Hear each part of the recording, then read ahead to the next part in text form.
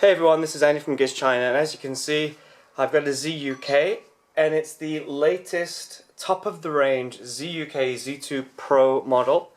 So as you can see, if you've seen the ZUK Z1, you'll see that this is practically the same packaging. It's got Lenovo branding on there. Mentions on the back a few details of the phone, and this is the 6GB RAM, 128GB memory version of the ZUK Z2 Pro. It also has a Snapdragon 820 processor. So let's open it up. So that's the, sorry I was clearing my voice. This is the 5.2-inch Full HD ZUK Z2 Pro, and as you can see, it's the white version of the phone.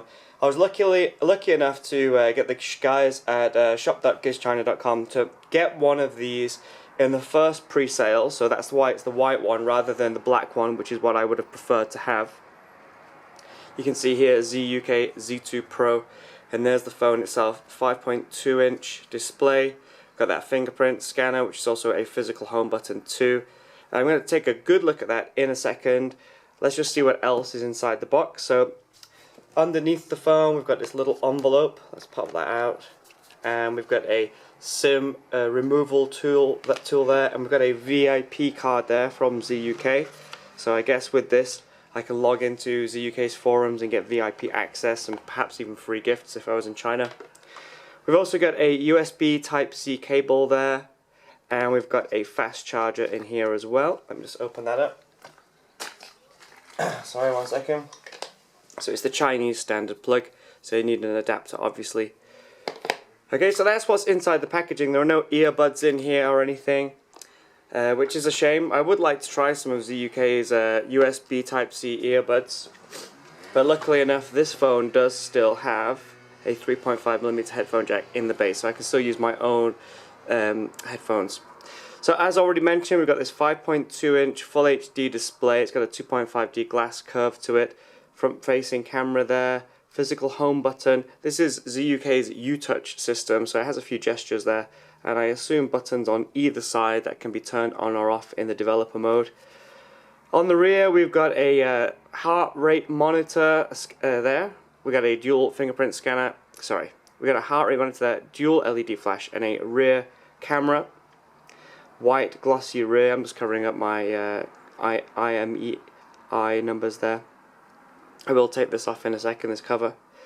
It's a goldish finish, CNC aluminium body to it. It's quite a nice finish to it. It's got a round curve to it. Got power button and volume rocker on the right hand side. Already shown you the 3.5mm headphone jack, USB Type-C, and single speaker there. And we've got this SIM tray there as well. Nothing really in the top. And as you can see, we've got this aluminium chassis, but then the rear plastic panel actually extends a little bit from the rear of the phone.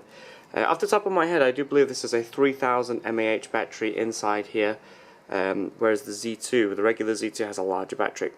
Let's just turn the phone on. Now I do believe this is running ZUI, which is the Chinese version of the system, but the guys at shop.GizChina.com have managed to get Google services installed on here for me, so even though this is a Chinese version of the phone, it should have all Google services working out of the box. So it's just booting up now. Yeah, this is ZUI, and if I just open that up, we've got the ZUI icons there, and you can see we've got Google's Play Store there, YouTube as well already installed for me. Alright, let's go into the settings, see what we've got in here. We've got U-Touch as already mentioned.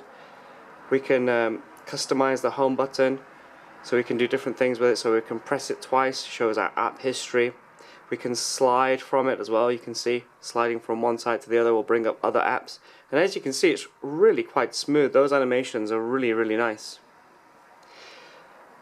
We've also got long press and long touch options there for the U-Touch, and at the moment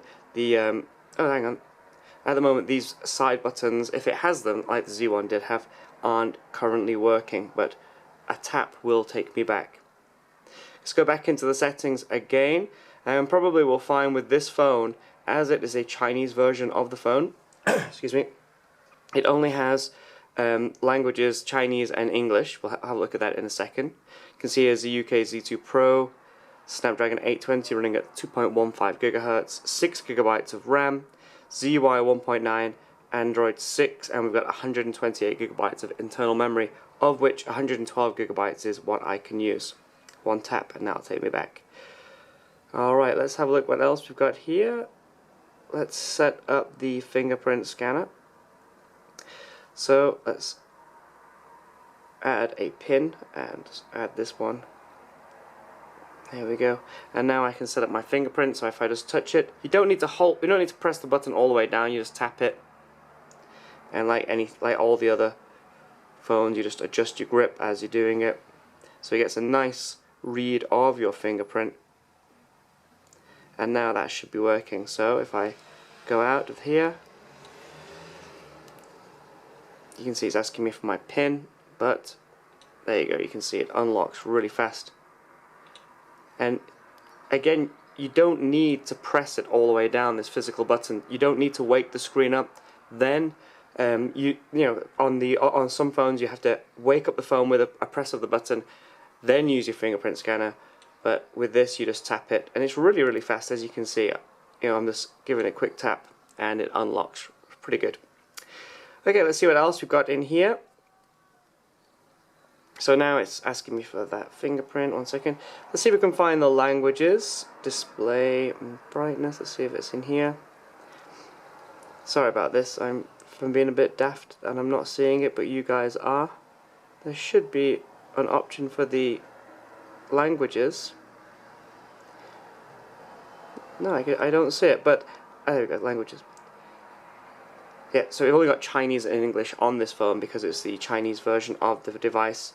But hopefully when an international model of this phone comes out, we will hopefully see CyanogenMod mod on it, and we'll get full language support.